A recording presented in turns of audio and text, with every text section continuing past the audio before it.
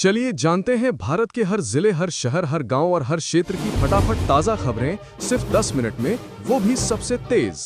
वित्त मंत्री निर्मला सीतारमण ने कहा है कि भारत के इतिहास में ऐसा कभी नहीं हुआ कि एक ही साल में सरकार ने डायरेक्ट और इनडायरेक्ट दोनों टैक्स में कटौती की हो। उन्होंने कहा, एक समय इनकम टैक्स 95% तक पहुंच गया, लेकिन एक ही साल में सरकार ने इसमें कटौती की और इसी साल सरकार ने जीएसटी दरों में भी सुधार किए।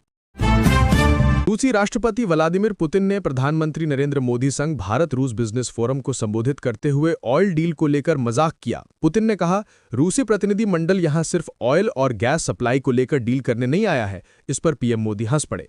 पुतिन ने आगे कहा कि हम भारत के साथ अलग अलग क्षेत्रों में बहुआयामी रिश्ते बनाना चाहते हैं।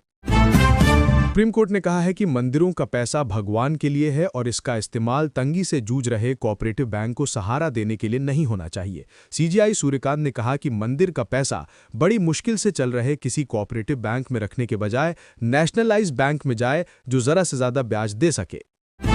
प्रधानमंत्री नरेंद्र मोदी ने कहा है कि आतंकवाद के खिलाफ लड़ाई में भारत और रूस ने कंधे से कंधा मिलाकर सहयोग किया है।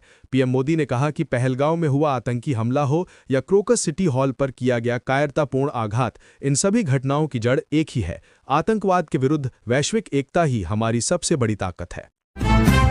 रूसी राष्ट्रपति व्लादिमीर पुतिन के सम्मान में राष्ट्रपति भवन में शुक्रवार रात डिनर का आयोजन किया गया, जिसमें कांग्रेस सांसद शशि थरूर को बुलाया गया है। वहीं कांग्रेस अध्यक्ष मल्लिकार्जुन खड़गे और लोकसभा में नेता प्रतिपक्ष राहुल गांधी को डिनर के लिए निमंत्रण नहीं दिया गया। थरूर ने साफ किया है कि वो सरकारी कार्यक्रम में जरूर शामिल होंगे। यूपी सरकार अब ओडोप को अगले चरण ओडोप 2.0 के रूप में मजबूत व्यावसायिक मॉडल बना रही है। वैश्विक बाजार, आधुनिक डिजाइन, पैकेजिंग और क्वालिटी स्टैंडर्ड पर फोकस होगा। साथ ही वन डिस्ट्रिक्ट वन क्यूजीन ओडोप शुरू कर हर जिले की खास डिश को ब्रांड बनाया जाएगा। ट्रेनिंग, पैकेजिंग सुधार और बड़े रिटेल नेटवर्क में यूपी उत्पादों की मौजूदगी बढ़ाई जाएगी। नीति आयोग के पूर्व वाइस चांसलर राजीव कुमार ने मंगलवार को कहा कि डॉलर जैसी प्रमुख मुद्राओं के मुकाबले रुपए के मूल्य में होने वाली गिरावट अर्थव्यवस्था के लिए अच्छी है। बकौल कुमार, इससे भारतीय निर्यात सस्ता होकर अधिक प्रतिस्पर्धी बनता है और घरेलू उद्योगों को बढ़ावा मिलता है, क्योंकि महंगे आयात का विकल्प देश में तैयार होने लगता है। पीएम किसान की अगली किस्त 2026 की शुरुआत में और एआई आधारित कृषि समाधानों जैसे कीट पहचान पर फोकस है, जिससे किसानों को लागत कम करने और आय बढ़ाने में मदद मिलेगी। जैसा कि हालिया सफलताओं की कहानियों और सरकारी घोषणाओं में दिख रहा है, जिससे खेती अब एक फायदेमंद व्यवसाय बन रही है। वित्त मंत्री निर्मला सीतारमण ने कहा है कि देश में जीएसटी सुधारों के बाद कस्टम्स ड्यूटी सिस्टम को आसान बनाना अगला बड़ा सुधार होगा। उन्होंने कहा कि हमें कस्टम्स में पूरी तरह बदलाव की जरूरत है। इसे इतना आसान बनाना होगा कि लोगों को लगे कि इसे मानना मुश्किल नहीं है। बजट में इसकी घोषणा हो सकती है। विदेश मंत्री जयशंकर ने बांग्लादेश के पूर्व पीएम के भारत में निर्वासन की स्थिति पर बड़ा बयान दिया है। बांग्लादेश के ट्रिब्यूनल की तरफ से फांसी की सजा के बाद पड़ोसी देश उनको प्रत्यर्पित किए जाने की मांग कर रहा है। रूसी राष्ट्रपति पुतिन से मुलाकात के बाद प्रधानमंत्री मोदी ने हिंदुस्तान टाइम्स लीडरशिप समिट में कहा कि भारत आत्मविश्वास के पथ पर अग्रसर है और विश्वास का स्तंभ बनकर उभर रहा है। उन्होंने कहा कि 21वीं सदी के इस दौर में दुनिया अनिश्चितताओं से भरी है, लेकिन भारत एक अलग स्तर पर दिखाई दे रहा है। ताजा राशन कार्ड खबरों के अनुसार सरकार ई-केवाईसी और आधार लिंकिंग को अनिवार्य कर रही है। अपात्र लोगों के नाम लिस्ट से हटाए जा रहे हैं और बिहार जैसे राज्यों में नए कार्ड बनाने के अभियान चल रहे हैं। साथ ही डिजिटल राशन कार्ड और one nation one ration card जैसी सुविधाएं भी जारी हैं, ताकि केवल जरूरतमंदों को ही मुफ्त अनाज मिल सके और पारदर्शिता बढ़े। भारतीय क्रिकेट टीम के कोच गौतम गंभीर साउथ अफ्रीका के खिलाफ टेस्ट सीरीज में हार के बाद उठे विवादों पर भड़क उठे हैं। उन्होंने स्प्लिट कोचिंग के सुझाव को लेकर तीखी प्रतिक्रिया दी और कहा कि अगर वे दूसरों के काम में दखल नहीं देते तो उन्हें भी उनके डोमेन में आने का हक नहीं है। बिहार चुनाव में तेजस्वी यादव ने पहली बार प्रतिक्रिया दी। कपिल सिब्बल के इंटरव्यू में तेजस्वी ने कहा, लोकतंत्र हारा है, मशीनरी जीती है। तेजस्वी ने बीजेपी पर हर तरह का हथकंडा अपनाने का आरोप लगाया।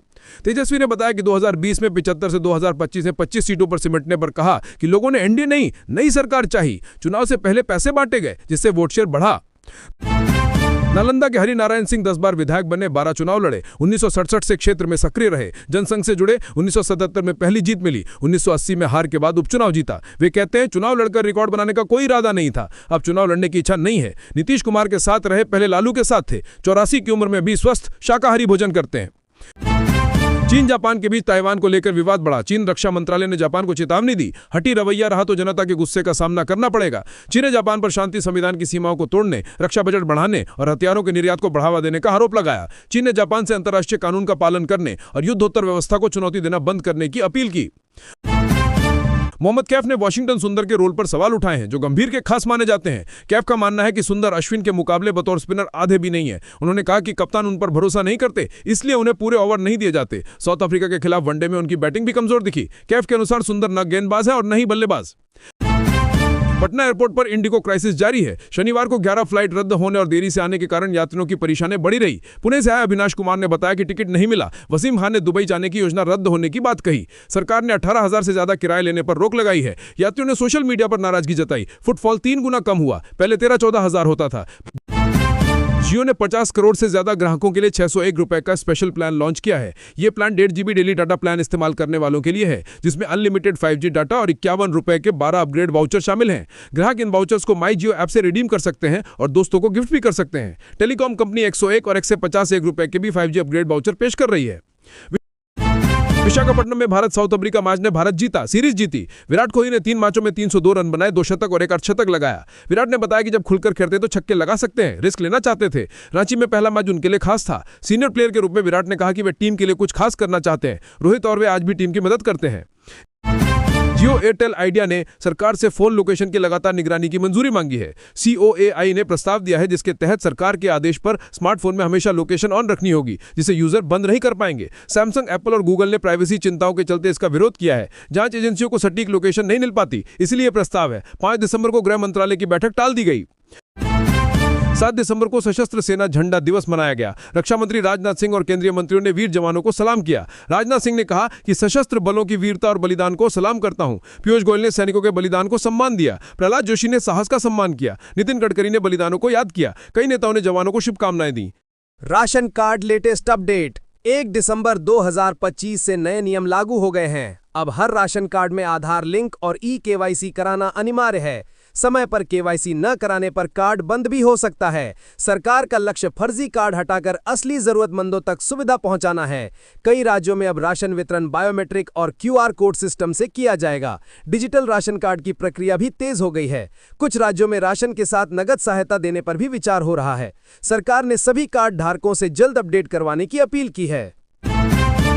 PM किसान योजना 21वीं किस्त जारी। देश भर के किसानों के लिए बड़ी अपडेट है। सरकार ने PM किसान योजना की 21वीं किस्त जारी कर दी है और किसानों के खातों में 2,000 रुपए पहुंच चुके हैं। इसके साथ ही सरकार ने किसानों से कहा है कि अगली किस्त समय पर मिले, इसके लिए आधार लिंक, बैंक डिटेल और KYC तुरंत अपडेट करवा लें। फसल बीमा योजना में भी कवरेज बढ़ाया गया है, जिससे खराब मौसम और नुकसान की स्थिति में किसानों को बेहतर सुरक्षा मिले। कृषि मंत्रालय 2025-26 से डिजिटल फार्मर रजिस्ट्री और डिजिटल क्रॉप सर्वे लागू करने की तैयारी कर रहा है। नवंबर में ट्रैक्टर की बिक्री 23% बढ़ी, जो बताती है कि खेती का माहौल मजबूत हो रहा है। कई राज्यों में फसलों के मॉडल रेट भी घोषित किए गए हैं। सरकार का फोकस खेती की लागत घटाकर किसानों की आमदनी बढ़ाने पर है। कुल मिलाकर 2025 किसानों के लिए योजनाओं, किस्तों और बाजार सुधारों के साथ राहत और उम्मीद लेकर आया है। महिलाओं के लिए बड़ी खुशखबरी। सरकार ने इस साल नई योजनाओं को मंजूरी दी है, जिनमें दिल्ली की महिला समृद्धि योजना शामिल है, जिसके तहत जरूरतमंद महिलाओं को हर महीने 2,500 रुपए की आर्थिक सहायता दी जा रही है। महिलाओं के रोजगार को बढ़ावा देने के लिए PM कौशल विकास योजना और मुद्रा लोन के तहत महिलाओं को कम ब्याज पर बिजनेस लोन उपलब्ध कराए जा रहे हैं। कई राज्यों में कामकाजी महिलाओं के लिए सुरक्षित हॉस्टल और रहने की सुविधाएं तेजी से बनाई जा रही हैं, ताकि वे सुरक्षित माहौल में काम